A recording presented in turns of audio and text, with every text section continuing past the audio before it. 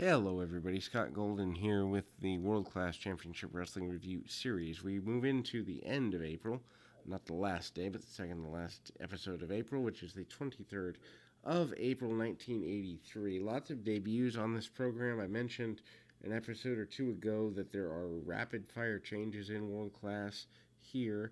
Bill Mercer begins the program by introducing Chris Adams to the audience. Unfortunately, Adams later gets involved in some legalities with his own suicide and damage to a relationship, and I believe suspected of killing the girlfriend or at least severely being abusive to her. I remember that being a thing around 2000 or so, but that's not 1983 in World Class. 1983 in World Class, um, Tom Ernesto Jr. versus Chris Adams is a good show for Adams to begin with. Adams comes in talking about wrestling all around the world, Japan, England, Australia, and the like, and also talks about the realities of being an international star. Very adept at the technical side of the sport, and it shows through here. He later, of course, would go on to train in a few years, probably about 5 to 7 years or so, Steve Austin, Stone Cold Steve Austin, so useful there. They would feud and have quite the run in Tennessee area, USWA, CWA, and the like. But here he is just a technical, I wouldn't say technical wizard, but certainly much, much different from the Chris Adams we see even 5 years later. Adams with arm bars and cinches up and almost looks facially kind of like a Tom Billington, aka Dynamite Kid. A lot of the same athletic level abilities in some ways. Obviously, carrying a little more muscle on his frame than is natural. Big back body drop mid match and just showing a lot of agility, stability. Actually, locks on an armbar and tries to get a crank of a submission out of it. Doesn't quite get there, but for the time, he has good integration of submission with a more high-flying, quicker style, which hadn't quite been seen here in Texas. Of course, we will see other stars who come in and pick up the pace, literally, in Texas, but I do see a stylistic change in some ways forthcoming in the spring of '83 here, and I think a lot of that has to do with the national expansion and realizing that kind of the heartthrob mentality is useful, beneficial, and whatever. Enziguri at a point by Adams, not a move we see a lot of here. So again, he's one of the first ones, if not the first person, to popularize the super kick. So maybe we have him to blame for super kick parties. Don't really know for sure that he's to blame, but he's there as a contributing factor. Devastation Incorporated with King Kong Bundy out next. Up next, Sal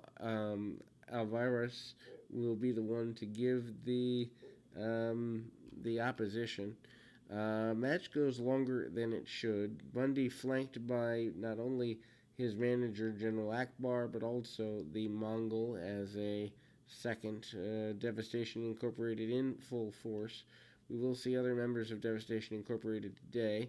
Bundy does give a little too much to Alvarez, as is wont to do. They seem to do that with Bundy.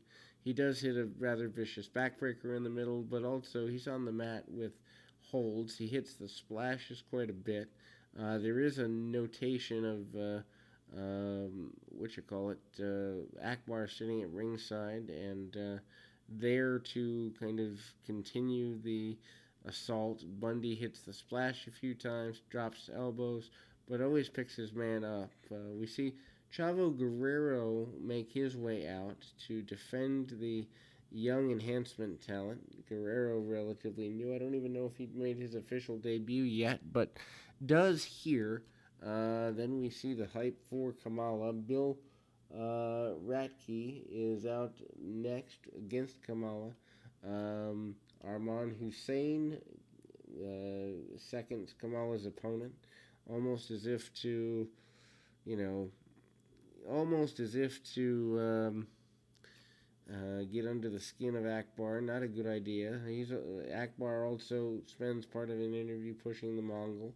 Definitely a certain vibe they're looking to get. Kamala, with spear included, makes his way to the ring and is both athletic, fearsome, and multicolored. He paints his nose multiple colors, which I had not seen before. Used to just the white face paint from Kamala, but he is multicolored, multi-nose colored here.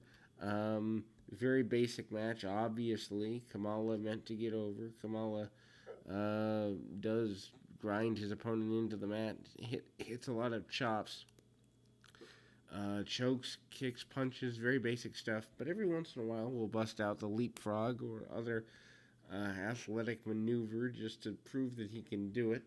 And that's what we get. We then move at post splash. Kamala gets a victory, of course. Friday comes in to kind of satiate the, I guess, thirst for blood from Kamala, for lack of better terminology. Kevin Von Erich in there talking about the unfairness of the reversal of decision with the Flair match a few weeks before. He talks about wanting to get the Freebirds once and for all. Talks about perhaps getting them in a six-man situation or other situation. Is complimentary of all his brothers, but wishes that he had, in fact, won the championship. Talks about the fact of just holding the championship for a few minutes and the big deal that is. We then see a main event with Terry Gordy against Kevin Von Erich. Obviously, Gordy and the Von Erichs a regular process here, and we see Von Erichs and Freebirds almost every week now. Certainly not the handcuff match, thankfully.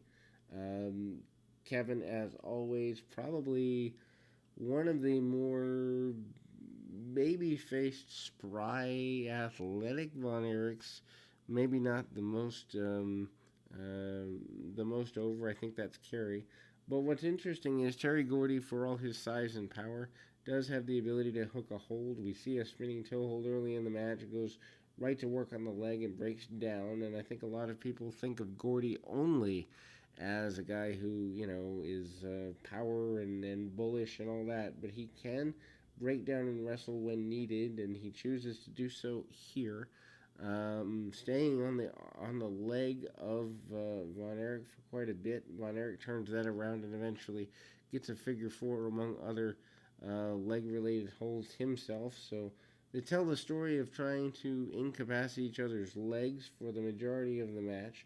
Gordy, though, willing to fishhook and cheat and get advantages any way he can. So it's kind of like one of those things where it's just going in the right direction for this continuing war. I know eventually we end up with a bunch of six-man matches, although we're not there yet. Spinning neckbreaker by Gordy in the middle switches things around. Kevin always looks competitive, but also always, I wouldn't say overselling, but he's right on that borderline of, does he sell too much? Does he take too much punishment to be credible? Don't really know, but Gordy slows the match down quite a bit with a bear hug. Goes in and is kind of direct and tries to get things going the way of the Freebirds.